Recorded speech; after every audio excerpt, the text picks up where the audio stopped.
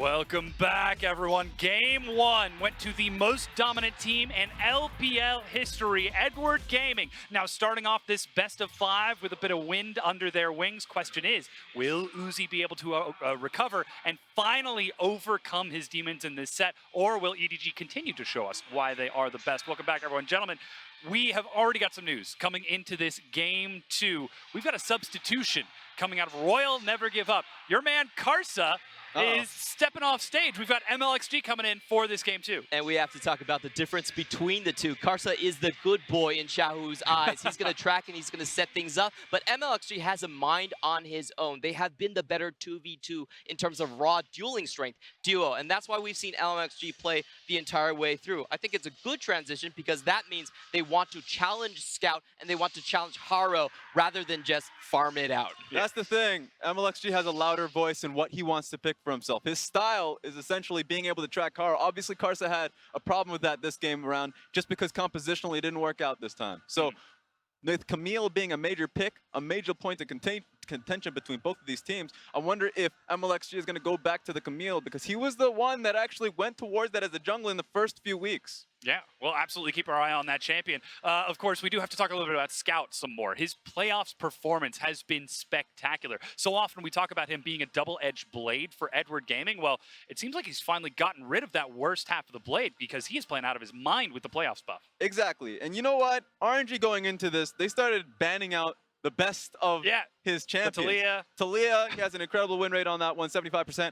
And of course, Azir was something that EDG even banned. They were saying, you know what, we have Swain for ourselves. We're putting it in the mid lane because it was Scout coming into the playoffs with the Swain pick doing incredibly well on it. Yeah, I actually think you either first pick the Swain or you have to consider taking the Karma into it. There aren't a lot of counter picks into the Swain. If you let someone get that, they're actually going to win against most pushing matchups just because those Karmas, those Gallios, they don't have the damage to fight back. It almost seemed as though RNG kind of played themselves a little bit with that last composition, saying, all right, EDG, we know the style that you want to play. We're going to let you play the style that you're so good at and have been playing for so many years, and we're just going to try to outskill you in these team fights. And that is a risky gambit. Yeah, and you know what? I actually would have favored the Morgana had the composition around it been a lot more stronger. The jungle pick is what we were referencing to. That could be a lot more forward pressing.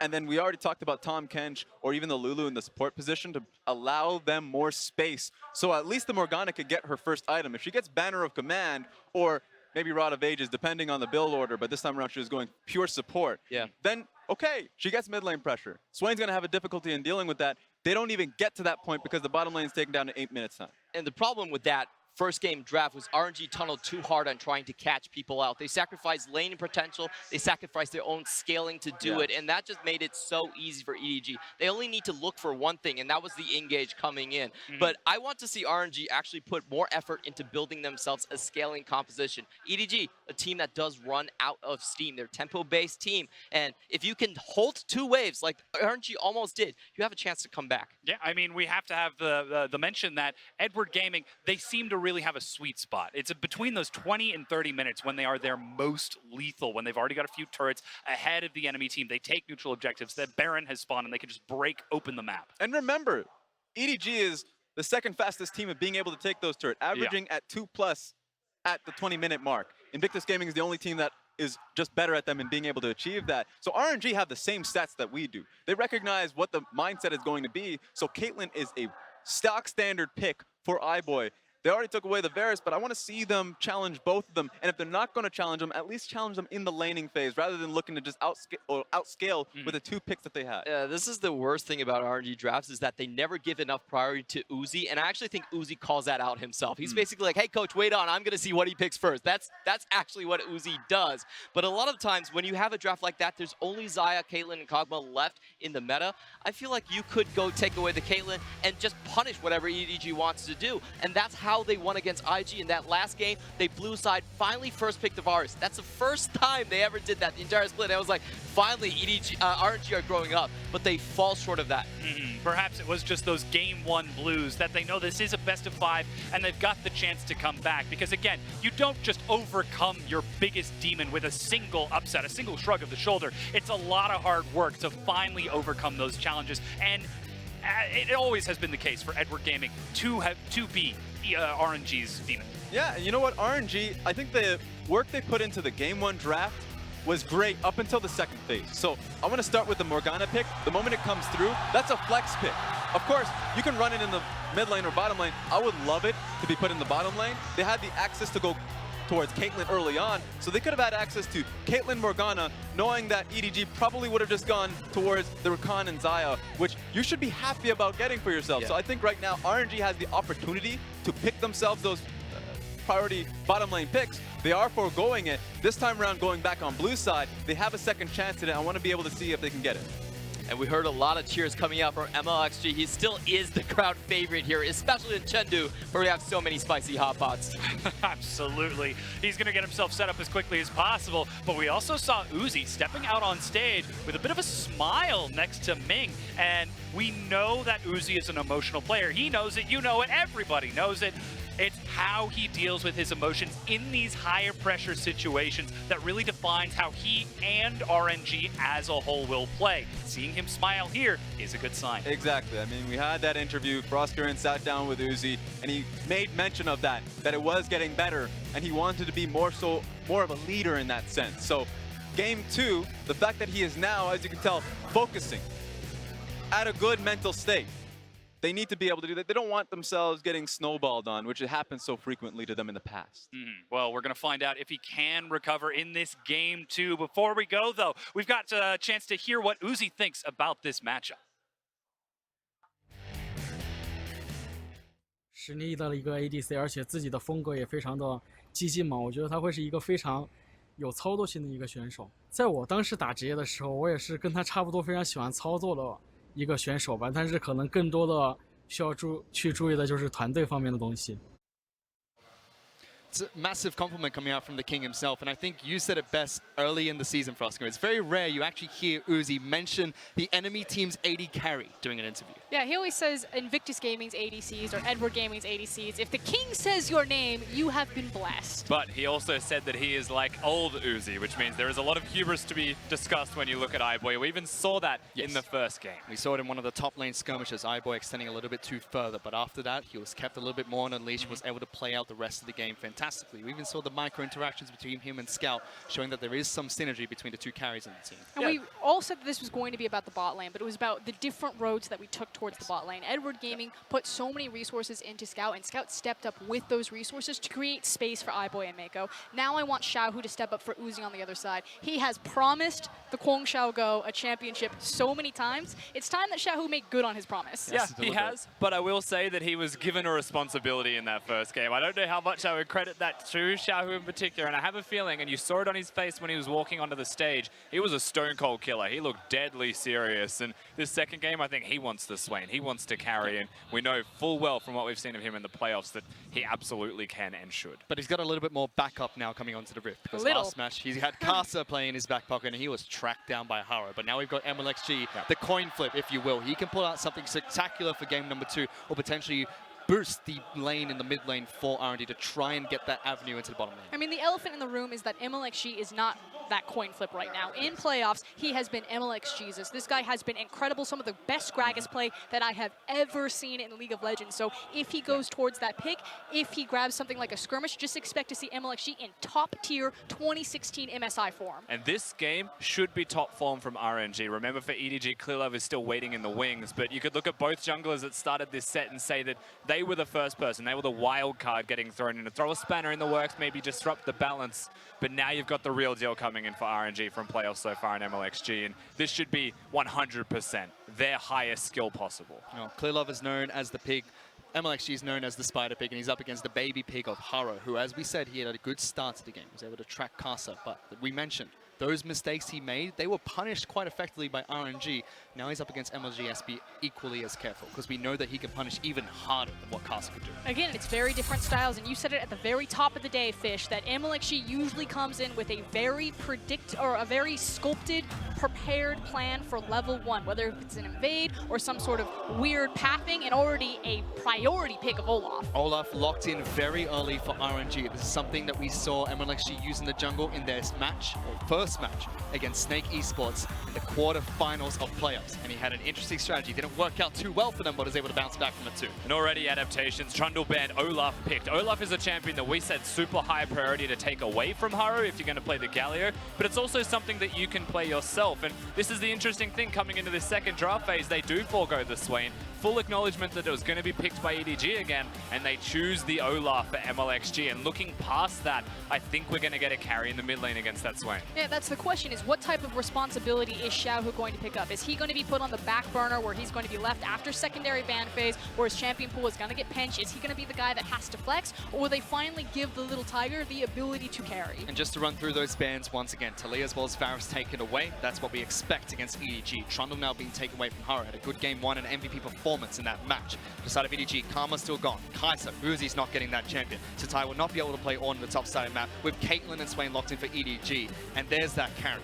Rise is locked in the mid lane for Xiaohu, his most played champion. Very early answer from Xiaohu. He's a superstar on the rise. Big plays can be made. He can leave his lane as well, something that Swain struggles at.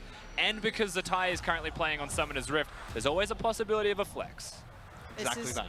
The Baron comp from RNG right now. So many times they've used the Abyssal Voyage as well as the Rise ultimate to reposition themselves from the mid lane immediately into the pit. You cannot leave the objective alone ever.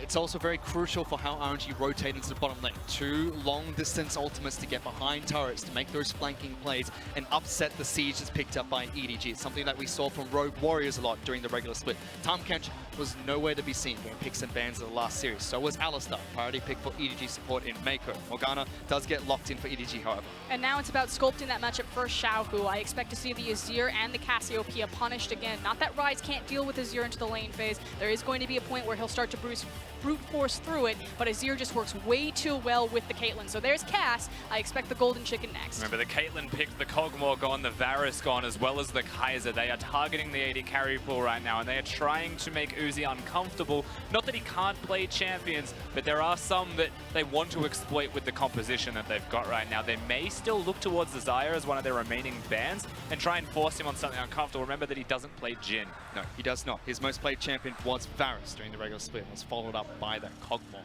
So those are the 2 main picks gone, with Kai'Sa resurging as one of his priority picks, also banned out. We'll have to see what they pair up for him in the bottom lane. We know that he likes to play those hyper carries and has a Tahm Kench to protect him as well. The last time they played Olaf from blue side, they actually did it with the Ezreal, and that was that cute, cheeky level 1 invade on the blue buff, trying to utilize the long-range Mystic Shot as well as the hammer throw from Olaf there. So at least recognizing that that was a possibility and saying, no, not today, not Uzi's Ezreal today. You know, one of the biggest strengths of the Tahm Kench as well is bringing the AD carry with you that has some form of crowd control, perhaps like the Varus. Morgana denies that for the lane. There's always a chance. I'm going to say it's a small chance. Xayah is the most likely one, but you do get something like the Ashe from Uzi. Potentially, and he has played at this split. 1 game on Ashe was played by Uzi. 5 games on Ezreal, his 3rd most played champion. But Xayah has been something that we said he struggled with early, but he has shown that he can play it recently. Finally, we also get Sejuani, picked up by Haru in the jungle. And you still have the flex capabilities with the Swain. It wasn't the Azir that was finally banned, it was the Gangplank. So Edward Gaming have their pick of the litter. They could grab the Azir, they could synergize beautifully with the Caitlyn Morgana composition, or Scout can pick up the Swain again and Ray can look for the counter option. Right now, Edward Gaming have all of the cards. I mean, frankly, this is a Nara away from Exodia for EDG with a composition that they'd want to have for themselves. That's how strong it is. There it is, you said it best.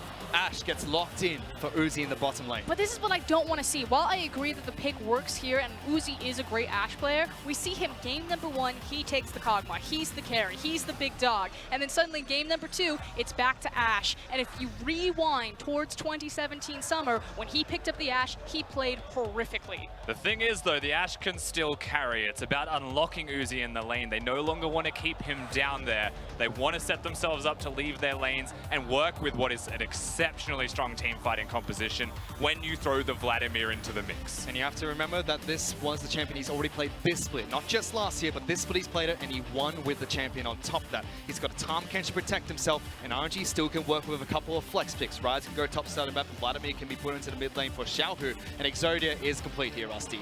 Na gets locked in the top lane for EDG. Attaboy.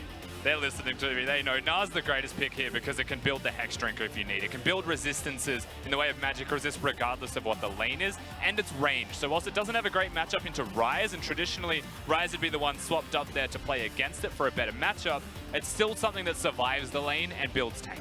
It means that there's also a change-up in terms of how Edward Gaming and RNG want to play the big 5v5. Yes, both these team compositions have strong 5v5s, but Edward Gaming is so much more around the CC lock, the ability to chain and to lock down and just annihilate opponents. If they don't get the big burst, if they don't use their CC correctly, RNG's composition will roll over in sustained fights. They have the Ryze, they have the Vladimir, they have the Ashe. And that's exactly what RNG's playstyle is. They want to catch EDG by surprise, and if they do that, they can't set up that CC. They can't set up their plays, and that's where it's going to falter and allow to tick over in RNG's favor. But EDG showed in the last match, time and time again, even when they fall, they can pick themselves back up and set up for a fight once more. EDG did have a super strong game one when you look at the draft, when you look at the style and how clean they were when they executed. RNG did come into this second game. They did shore up a lot of the weaknesses they had through that draft. MLXG is in.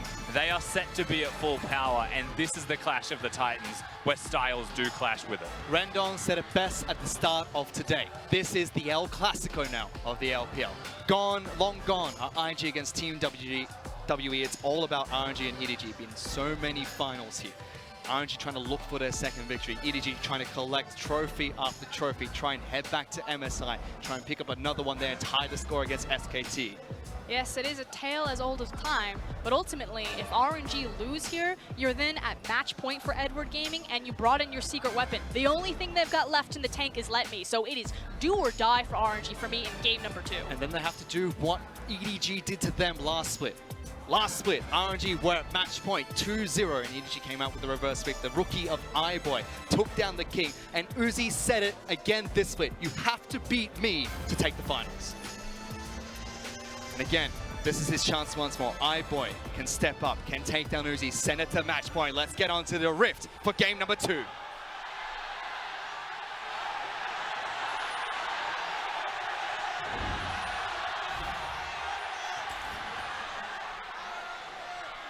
And it's chaos again. 12,000 fans have packed out the arena here in Chengdu. They have been screaming before the show even started. As soon as Uzi, MLXG took the stage for the first time, even before the opening ceremony, they were screaming and cheering. There are banners everywhere and it's completely lit up. And the arena is split. There are RNG fans on one side, there are EDG fans on the other side, and both teams face their respective fan bases. So you're looking right into the eyes of the people cheering you on if you want to lift the trophy. And you mentioned the possibility here. They went down in game 1, reverse sweep may be required, but they do want to win here, RNG. They do want to set themselves up to succeed here. And when you look at the draft, when you look at the composition, it isn't the strongest early game from them once again. There is always a possibility that EDG can start to run over them, but they have shored up some weaknesses. MLXG on the Olaf is the biggest difference. Yeah, the scales have already tipped, and you can see that MLXG is having a rather curious pathing and start here. Yes. Now, Sejuani does have better control over the Scuttle Crab, and usually she likes to prioritize that vision, but of course Olaf is the skirmish and dueling heavy jungler, and already getting a springboard on Sejuani with a wolf into blue start. As they would have started the blue buff, they would have taken that one down. Haro went over towards his side of the map. And the vision to Picks spot up him. Red buff. So they know that Haro has done this. MLXG knows that his blue buff is going to be taken away. It's not unsurprising, however, that Haro is going to be there. It doesn't mean that RNG can respond to that whatsoever. Once again, Gnar can push in the top lane. Swain can control and match the mid lane. So it will just be vertical jungling to be seen. Olaf tends to be a little bit faster with that, where the Sejuani also excels at skirmishing. They've just chosen to not meet each other at all. But what's great about this is by creating a strong side of the map, it means that iBoy and Mako need to play passively. They can't unleash the full power of Caitlyn Morgana across from Ashe and Tom Kench. Now, Ashe is one of the long-time counters of Caitlyn, able to match the push there, but when you do have vertical jungling like this, it automatically says to iBoy and Mako, no help is coming, we have zero control over the bottom river, you actually just have to play passive here. We'll keep track of that lane. So far, RNG are pushing in against EDG's Caitlyn as well as Morgana. We already mentioned the vertical jungling. Haro goes and picks up blue buff, gets Gromp for himself, and we saw aggressive trades coming out from Ray in the top side of the map, punishing to tie close to his turret. And you will note that traditionally with Ryze in the mid lane, when they start with a mana crystal, they get 18 CS, they go back to base, they get a tier, and usually they'll teleport or walk back to lane depending on the tempo that they've got. In this instance, he chooses not to recall. What he chooses to do is get a ward on the Scuttle Crab. He now knows that that's free. MLXG can actually control both Scuttle Crabs, control both sides of the river, and open an avenue, open a completely free walkway for ganks. Doesn't have the top side Scuttle Crab, but does have a ward in the exact location to provide that safety for Xiaohu. He is now going to go back to base. Should be able to pick up his own tier, but I really want to tunnel into this bottom lane. Because Caitlyn Morgana was a lane that surged internationally when 8.6 hit. It was something that we saw used against Zaya Rakan quite frequently, pushed them in, and was called a soft counter for a while, but teams learned how to play around it. And this matchup, however, you mentioned already, Frostgone, that Ashe does have that historical counter pick against Caitlyn and is doing well here for Uzi as well as being in the bottom lane. And then it's just about how they utilize these champions. The other thing is that normally when you unlock your ADCs and you start rotating them around the map after the first tower falls, Caitlyn is of course going to go into the top lane, continue to siege. With Ashe, you have the versatility that you can actually throw her into the mid lane and start chucking arrows from Fog of War and see what type of pick you get. And that works beautifully with a pick like the Rise. So you just have to be aware that she changes how you play post lane phase. Cast your mind back, the mid lane champion that would go up against that would have to pick up Cleanse or a QSS. And already MLSG being so aggressive. Instead, Haro turns onto Xiaohu. Xiaohu gets locked down, but he doesn't get stun procs. Haro underneath the turret. First blood to MLSG. Mala Xiangguo can smell more. Scout does tie it back up 1-1. They trade 1-for-1. Ming even walking up here as well. The winner in the mid lane is Scout for certain, but MLXG through that jungle position gets a kill, has the CS advantage, has the experience lead, and now the 2v2 becomes even more crucial. Again, the fingerprints left over from dividing the map, from deciding from minute one that they were going to give Uzi and Ming a good time, it now starts to bleed over into second rotation of buffs. MLXG is going to be Edward Gaming's face for the rest of this lane phase. And this is super important from MLXG. Scout wants to push and wants to recall. MLXG rather is able to hold this wave potentially and catch it so that his mid laner can come back and receive it. That actually equalizes a big part of an advantage that you would get as a mid laner after you win that 2v2. Because Xiaohu was already able to pick up assists, some gold there. The single kill went over to Scout, but now Xiaohu does have the gold lead. What Scout does have, however, he still has both his summoner spells. Teleport was used to get Xiaohu back into the lane. Now Scout can swap over and do the exact same thing.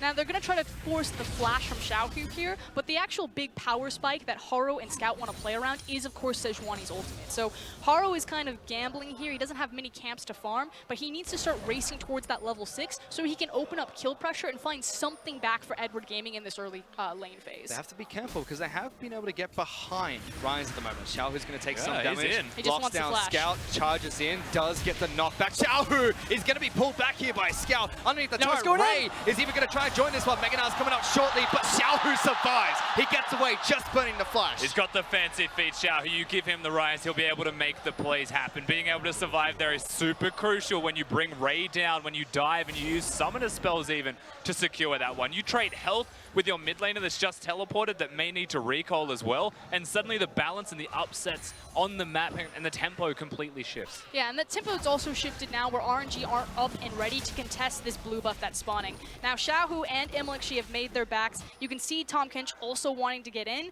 We'll see if this has created enough time and enough space for Edward Gaming to actually lock down their buffs, or if RNG are going to get in position to contest again. MLXG is 20 CS ahead and level 6 right now compared to Haro with no health, level 5 and recalling. Honestly, there should be very few situations where EDG can hold that blue buff just because MLXG is everywhere. And you'd expect that that's where most of the gold lead that RNG have picked up in the early game lies. 7 minutes in, it's 1-1 in kills, but it's 11,500 to 10,300 gold in RNG's favor. MLXG did start on EDG's blue side of the jungle, taking Wolves first, now going back to blue buff, which he took second. He's never going to see that buff.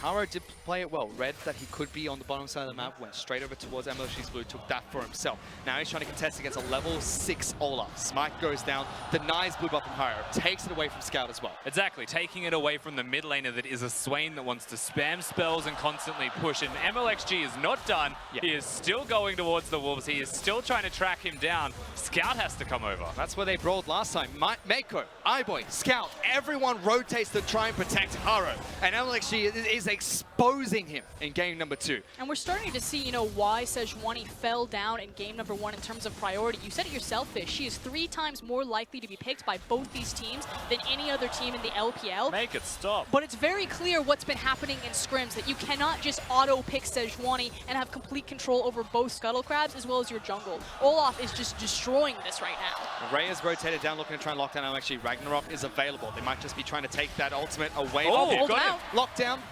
Pulled back by Scout away from the Rise That's ultimate, cute. but he's fine. How much he gets out fine. Nice little interaction there, but the Raptors were still contested, and that is what matters in the end the most for the side of RNG. MLXG has his whole jungle to go back to because he's been living in Harrows.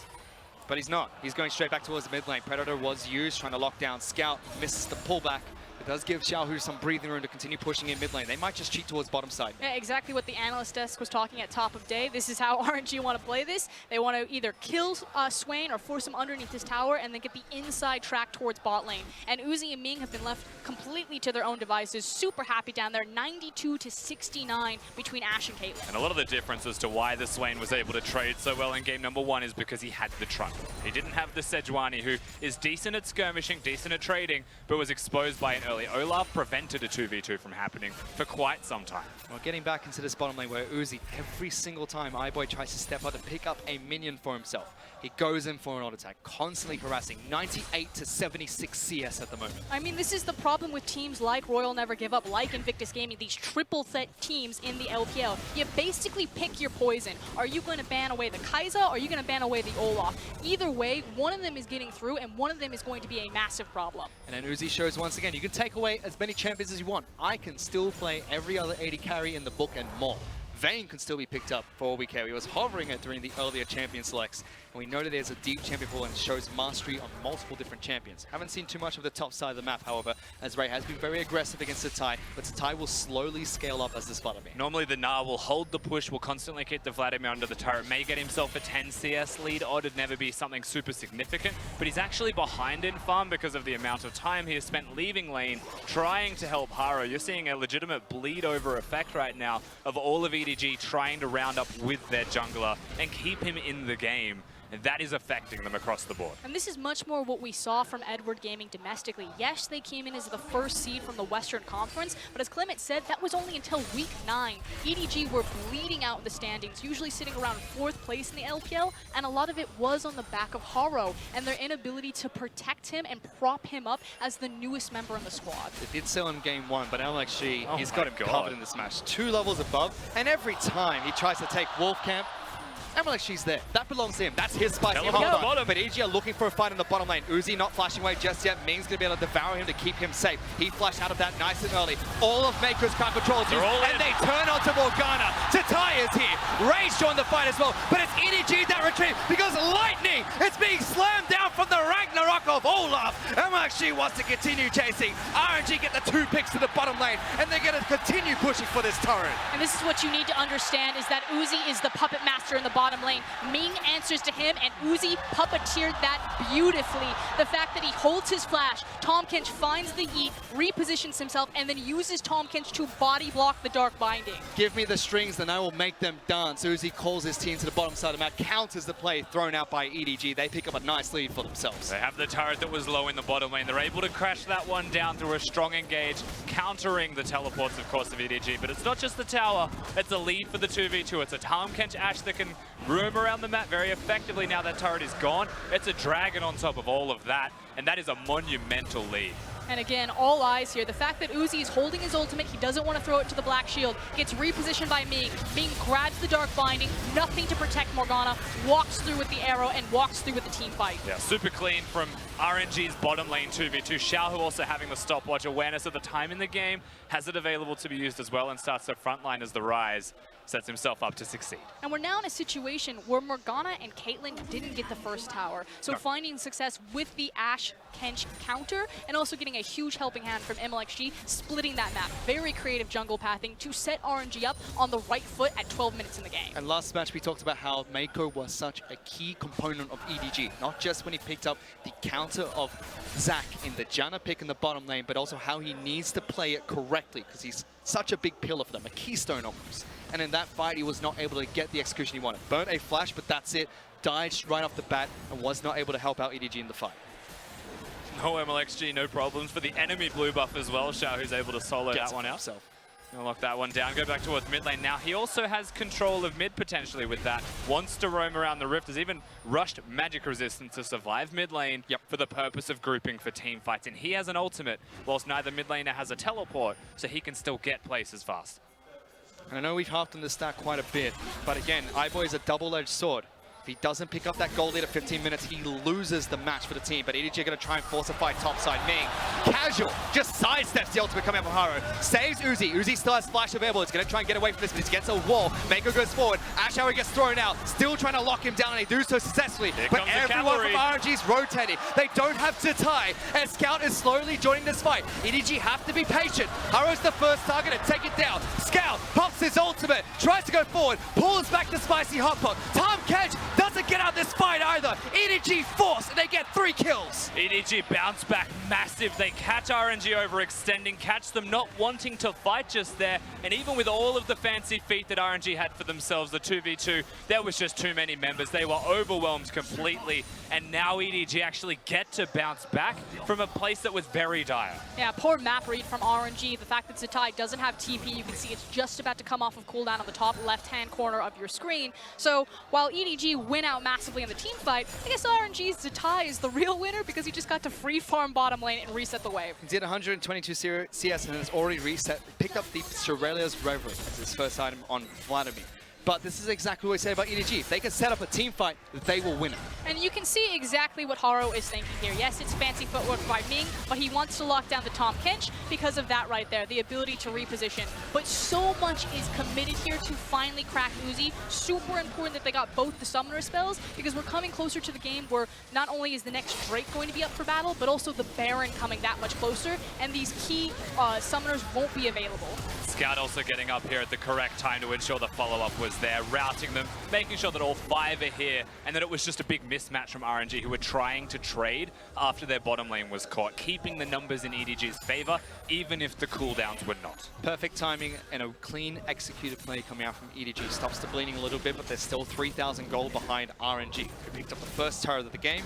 EDG have yet to pick up their own. Currently putting Caitlyn as well as Morgana in the mid lane. As you said earlier, Frosco, Ashe allows RNG the opportunity to park that AD carry in the mid lane and look for those picks with the ultimate. Yeah, it's just a very different dynamic, which means your eyes then have to be on Xiaohu. We need to make sure that the Ashe arrow is connecting and chaining with some serious damage, which would be this Rise. So as Rusty was saying, the blue buff gives him the opportunity to have the wave control. Push it forward and then start making those roam plays, either blitzing in behind MLXG or cheating towards the mid lane to team up with the Ashe arrow. And I will say, when you look at the entire composition, the Ashe is super important for damage output right now. The Rise has built resistances to survive lane and leave lane, but his damage contribution is low unless he has the entire roster there. Zatai being missing was a big problem in the last engage as well. He's here now. They can threaten away from a structure. They need to have extra members cycling through constantly to deal damage. Boss Xiaohu supplements that by being faster and being tanky with the push. Well, they got Rift Herald earlier, and they're again using the 0-3-2 strategy to continue pushing this one out. Rotating to tie in towards the mid lane this time around, and now they're moving towards top side of the map. MLSG and Xiaohu are going to try and take down this turret. And just a super late response from Edward Gaming. The thing is that EDG look like the best team in the LPL when they have the tempo, when they get to play their game. If they get time to set up, to make their plans, they're one of the few LPL teams that can plan 2, 3, 5 minutes in advance and then execute on it. If you ever push them on the back foot, if you force them to skirmish you, to constantly try to battle, they just don't have the synergy between their new members of Ray and Haro. They will fall down and they'll struggle to catch back up. But they did show that they can do exactly what RNG tried to do in game number 1. They did find a fight a couple of thousand gold behind and pulled it back slightly in their favor. RNG again is showing that they can still be aggressive despite a couple of hiccups.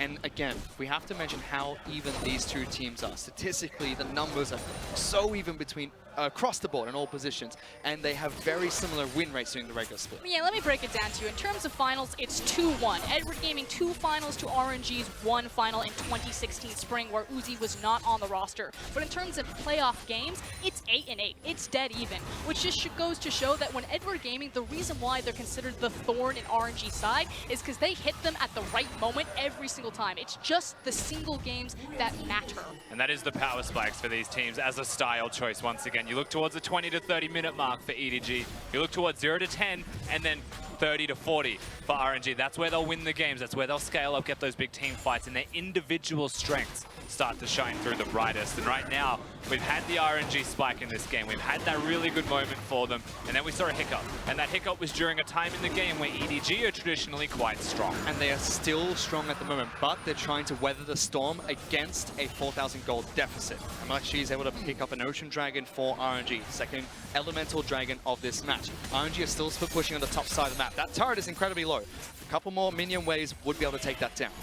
Ultimately, you're not looking at the ADC power spikes, you're looking at the mid laners as well as the top laners and the junglers in the case of MLXG. We're getting closer towards that Baron, and it's going to be a 0-3-2, I imagine, again from RNG for the setup. Yeah, and the thing is, it's a complete shutout from EDG in terms of the objectives they can take. All of the outer turrets are still standing from RNG, and when you look at realistically, how are they even going to get to those turrets? You might have Ray sneak one away here and there on the side lanes, but he won't be able to contribute to mid lane. The real answer is they need a pick, they need a team fight, they need to actually get a numbers advantage and set up, because Vision doesn't even cut it anymore. They're just defensive. And this might be where they're punished for not taking the Azir, or instead looking for the Gnar. Their fallback option for defending and stalling this game out is going to be that red side Raptor camp. It's basically where Mako is standing right now on your map. So many times that is the last stand for red side to stall out the game long enough where their carries can start competing in these 5v5s again. But with the Rise ultimate, with the Abyssal Voyage, with the Ash Arrow, RNG have so many tools to crack any sort of stall that EDG could front. Even a Vladimir teleport available for Tatai to find a nice flank.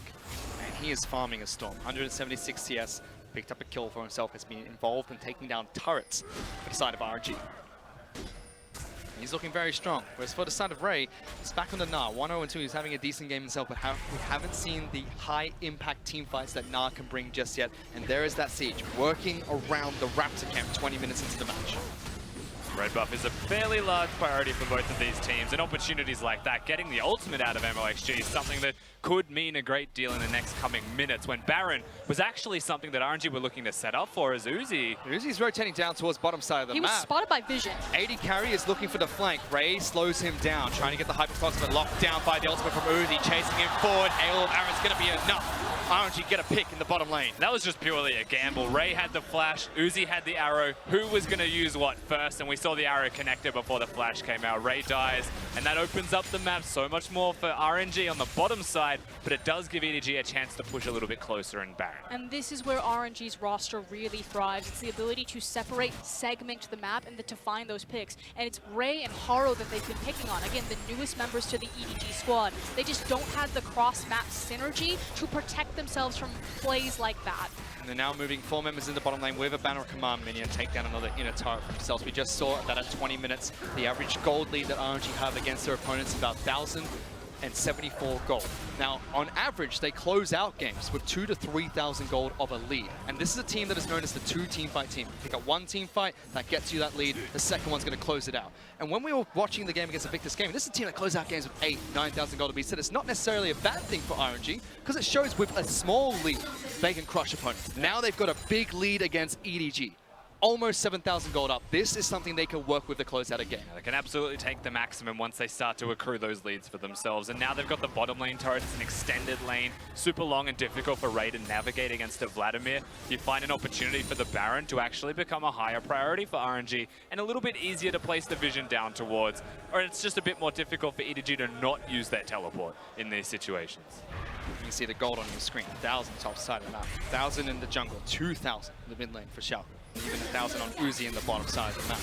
EDG are struggling in every single position at the moment, and they haven't had the ability to set up for a play. They defended the red side stall, they got red buff for themselves and took MLXG's ultimate, but that's all they got in that play. So what we're looking for now is how RNG are going to break the stall, is what you're talking about. So they're looking for, they're going to just immediately rush and reposition onto the Baron with tools like the Abyssal Voyage, with the Rise ultimate, or they're going to use those ultimates, these long-range globals, offensively and make a pick as they're continuously pushing top and mid lane, trying to catch Edward Gaming cheating around their red jungle.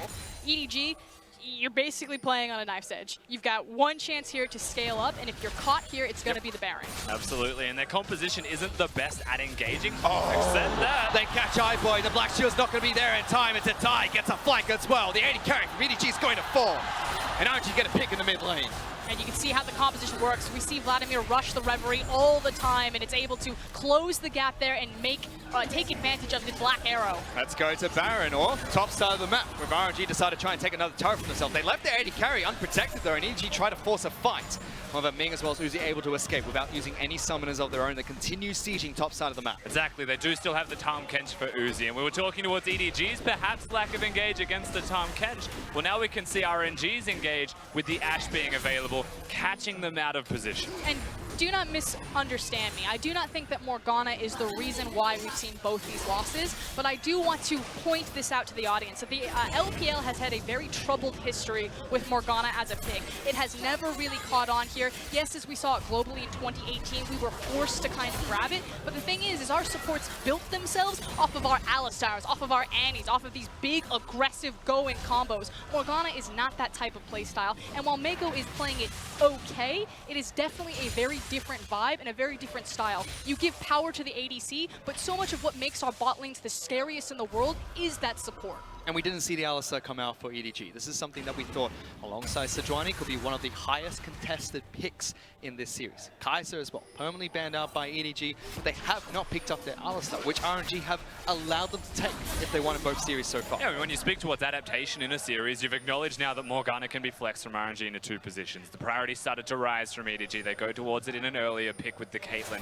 Good duo, great lane, something we often see globally as well in most of the major regions. Caitlyn Morgana was a pick in Azaya Rakan. Yep. Well, now we see it as a blind pick because they seem to have prioritized the Morgana highly. And we think that it would work well against Tahm Kench, but Uzi says, you know what, Ashe is going to be able to counter that lane, does well for them. We saw Uzi's stats as well. From regular season to playoffs, his stats have gone much higher. He does more damage per game. He has a higher KDA as well. And the spring buff for RNG is strong. Not only helping out Xiaohu, he's been a monster during playoffs, but Uzi has stepped up to another level as well. 2,000 career kills on the board for Uzi in playoffs. He silenced any of the haters when he picked up the Xayah, something he was heavily criticized for not playing in the World Championship. A lot of Chinese fans going so far to say that that's what cost them against SKT. And he now has the Pocket Kai'Sa that's been perma-banned this series. Uzi is having the split of his career. He is so strong right now with 3 completed items, as well as Xiaohu in the mid lane on that rise has 3 of his own. When you contrast that with their opponents, they are so far ahead in the carry positions that honestly RNG, they place the line in the sand with vision and they dare EDG to come at them, and that's a team fight that you'll take. Top side map, already a flash being thrown away by Xiaohu as he goes aggressive against Ray, still trying to split push on the bottom side here. RNG are going to keep sieging this mid lane inner turret. That gets taken down nice and easy. Yeah, and they're denying Edward Gaming any attempt to stall here by refusing to play the Baron dance at all, or at least creating more space for them by acquiring the inner top and inner mid tower, so it's that much easier, which is a very smart and patient maneuver from RNG.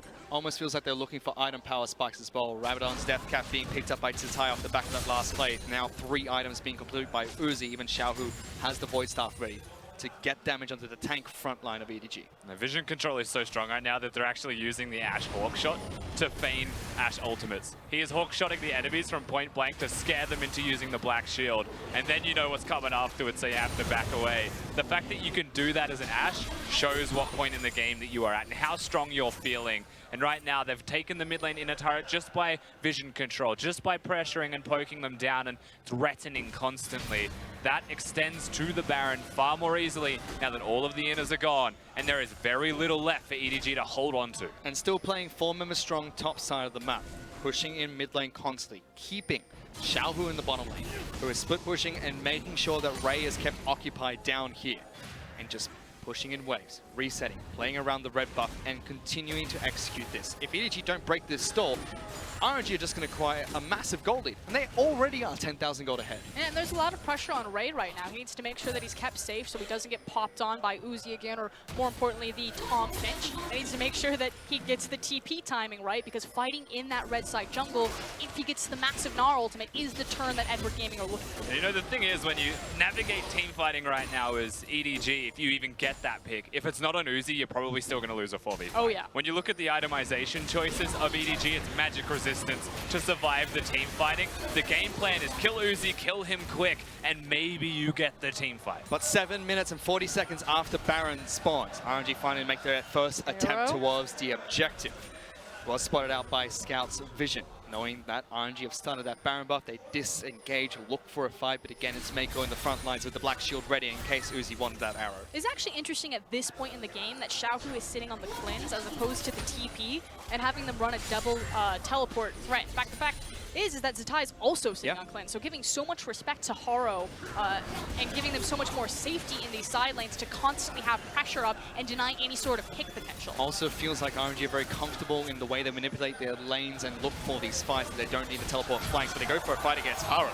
In fact, Zatai flashing forward, easy kill being picked up. That's the jungle that's going to fall. Heal comes out, Black Shit as well, trying to keep it alive. The arrow, not going to be arranged for the snipe, but RNG get Baron buff on the back of that play. Xiaohu's looking to try and reinitiate as well. Ming's going to save Zatai. No kills take place, but a major objective to RNG. Yeah, they get the Baron buff, and whilst nobody dies from either Haro or from Zatai, they're both able to disengage, and with that major buff available, sieging is so simple for them to do. The threading multiple lanes is definitely there for them as well. They are set to succeed with this Baron and potentially just end the game with one fight. Yeah, and reminder, we talked about this in game number 1, and you may get the opportunity to see it in game number 2. RNG are our best team in the LPL at closing out simply because of how they can time all of the waves to crash at once. They are great at flooding the base with creeps, and especially good at using the dropship capabilities of Rise to reposition pressure points very quickly. Yeah, in fact, we've often seen Xiaohu in the side lane for the most part lately as well, even without having the teleport available. Of course, Zatai hasn't gone one for himself. They keep Zatai closer. They've acknowledged the Rise can close the distance faster, and if he wants to come to side lanes, and note that RNG are pressuring mid and bottom for the most part. But here we go. Try to collapse into MLXG. Ragnarok is available for Olaf, so as he clears out vision, he's immune to crowd control, and again, takes back some more for RNG, but now his ultimate is down.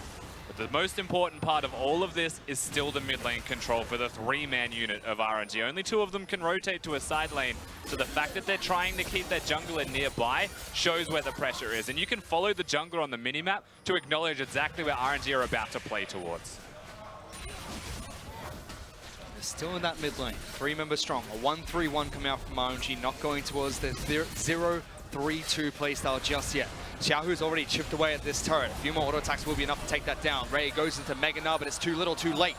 Xiaohu gets the turret for himself, and they've broken the base against EDG. And there you go, everything being sieged all at once. Edward Gaming didn't have the split-second decision-making to pick where they wanted to hit, and if they lose a team fight here, it's pretty much game. So deciding to fight another day while they lose their entire base. You said it best earlier. EDG need to set up, and how do you set up when every part of your base is being attacked by RNG?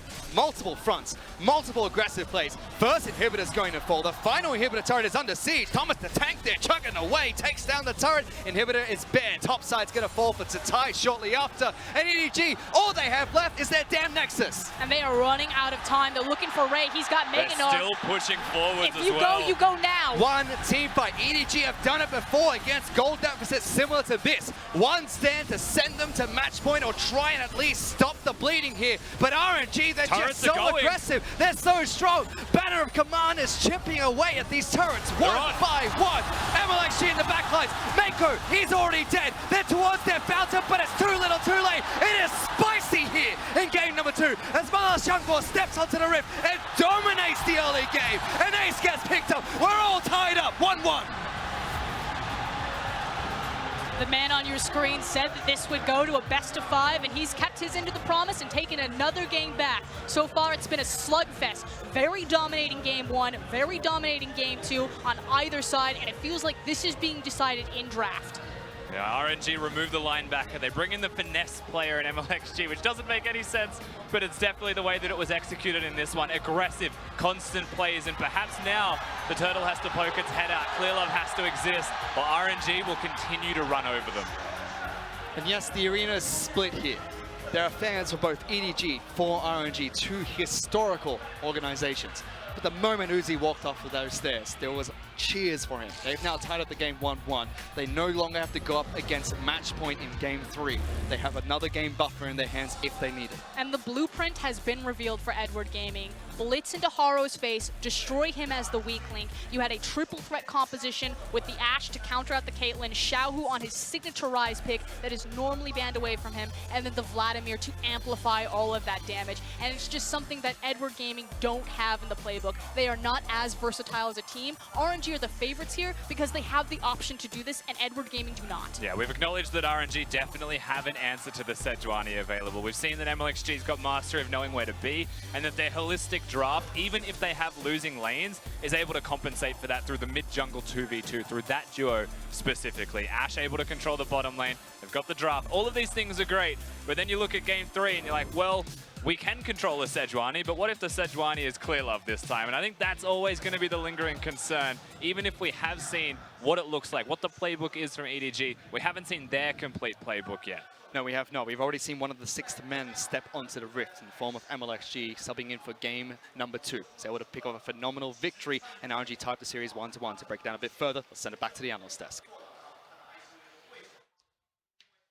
Thank you so much, guys. And would you look at that? It's not the 3-0 on either side. We've got ourselves a series on our hands as we have now got RNG coming back in game 2. And we heard it from the casters just a moment ago. This is not just play your strategy and play it out until the end. We're seeing some adaptations. We're starting to see some change in how these teams are playing, namely MLXG coming in and completely changing up not only the strategy, but also the draft for Royal Never Give Up. Yeah, incredibly spicy, the fact that he was able to get the Olaf first pick. So he had a straight idea of what he was going up against because, I mean, Haro constantly goes towards this Sejuani, and if it's going to be the Olaf versus Sejuani, you can pick it apart. Yeah, definitely, and that's the big thing we talked about RNG before in our A block. They try to fight through skirmishing. They take down. They don't care about side lane priority because this time around, even in both side lanes, EDG did have the pushing power. The reason they were never able to utilize it was once they pushed, they had to worry about someone chopping them down with the pork chop, and they just had to run away from that. So this is a very different approach on how RNG play the game. On EDG side, however, they have such a great team fight composition, and this is something that RNG countered perfectly well. They used the flex pick of the Ryze and the Vladimir, and if you look at their late game itemization, they controlled the 1-3-1 perfectly. Morello Vladimir against the Swain top, and Ryze naturally wins against the Gnar. So they got all of their win conditions right here in the draft. I like the Morgana, but then you got it straight into the level 1, and it felt like the Morgana was chained underneath their own turret. The way that Olaf started blue side jungle and invaded that consistently, had great timers on Sejuani, so there's no way for Sejuani to go in towards their own blue side jungle. In fact, first blood was given to Olaf just because a skirmish happened around there. Yeah, that kill trade was actually incredibly important because it benefited MLXG to continue to control the jungle. Usually, if you see the enemy mid laner pick up the kill, you're like, hey, that's actually a good trade for EDG. Not this time around. This meant that he was getting renewed pork chops right off of Haro. Yeah, you're exactly right. We do actually have that available as a replay for you to show you how that was set up. MLXG constantly invading Haro in that jungle time and again to keep constant pressure. Then the moment EDG decided, we've had enough of this, we're fighting back, RNG just collapsed. Pure desperation because that's a teleport, spellbook, Ryze, double TP going down immediately in the bottom lane because it was just in the fact that EDG said, we had enough of this, we need to stop the pressure from coming through, and it failed. And it's really important to point out why EDG had to go in right there. If they didn't go in, they would have lost their first tower. And if you look around the map, there's a Tahm Kench Unleash, there's a Ryze Unleash. Things are not going to get better. So they had to make a stand. Unfortunately for them, they were really far behind. Yeah. It comes down to the fact that if you want to go for that punch, you have to bring in the Sejuani for that one. Through the lane, not through jungle, because she is getting consistently tracked from that one. Yeah. So bring Sejuani a little bit more. Have her so you can push out the lane and get a better flank ward, because the flank ward that Swain pulled out is not a flank ward at all. Yeah. It gave Uzi the ability to just walk straight out and reconvene with his own teammates. So either play it slowly, allow Sejuani to be there and push out so she can counter gank, get the TP ward down there, or just bring Sejuani and have the fight immediately. So if that's a desperation play, you need to set up a little better. It seems like that's what we saw from Edward Gaming in the top lane when they were able to take the successful fight, finding both Uzi and Ming. But even at that point, you saw once MLXG showed up, it was up to EDG to turn and run away from the Olaf, who could just chase them down to the ends of the earth. Still, though, after that advantage we saw picked up from RNG, they didn't just sit on their laurels. They used Edward Gaming's strategy against them, playing a tempo game, constantly pushing, constantly threatening vision, not through the mid lane, well, although they did have that Uzi in there with the arrows to pick it off, but through MLXG and Ming, always stepping in, always fighting over ward. Yeah, and they use that tempo to do exactly what you just said, to utilize the Ashe arrow. Yeah. Constant times having Ashe go bottom lane to pick up on Ray, so he had to move up onto there. That was great to see it. And then mid lane specifically, you see Caitlyn walking up forward, which is really great. We don't get to see a lot of Ashe plays, and he utilized the terrain to allow himself to get the pick on towards Caitlyn. There was no way Morgana was going to be able to time that because the moment it was envisioned, it was already on top of him. That was already really fast from Mako, but they just couldn't do it. The 1-3-1 collapses so well, and I think a lot of it is because of the variety they were talking in cast. They're able to go to a 0-3-2. Now, that's not a strategy. That's just a collapsed 1-3-1. I've always maintained that. But you can do that to make picks off here so well. And this is RNG's big strategy. They're actually looking for a lot more fighting, a lot more contact, a lot more confrontation. They want to break it down, so EDG don't have the time to set up for those big 5v5 plays. And this seems to be where we start to come into the team identities once again. RNG, they're the superstars. They're the raw talent. They want to 1v1 you so that they can beat you. Whereas Edward Gaming, if they can set the play up, if they can play the intelligent 2-minute, 3-minute, 5-minute in advance, they can continue to snowball it. But it's when those raw mechanics come into question that we start to see Edward Gaming struggle. That's why you have to take your stand if you're EDG. Because the raw mechanics are one thing, but if you allow them to take that first punch, as we mentioned at the top of show, then you will falter. So MLXG getting the pick, being able to go camp to camp to camp, you have to stop that. I want to see Haro or Clearlove, if we see the break, pick up another champion, or maybe a Skarner, so he can be a lot faster in we're going to see what that's going to be. We're going to go ahead and take a quick break, everyone. Don't go anywhere. We are now down to a best of 3, as it is 1-1 between Royal Give Up and Edward Gaming. Don't go anywhere. We'll be right back. 蓝 buff、红 buff、大龙、冠军，我全都要。我会上场，给予对手致命一击。我想要成为 EDG 的未来，我准备好接受这个考验。我才是游戏的主角。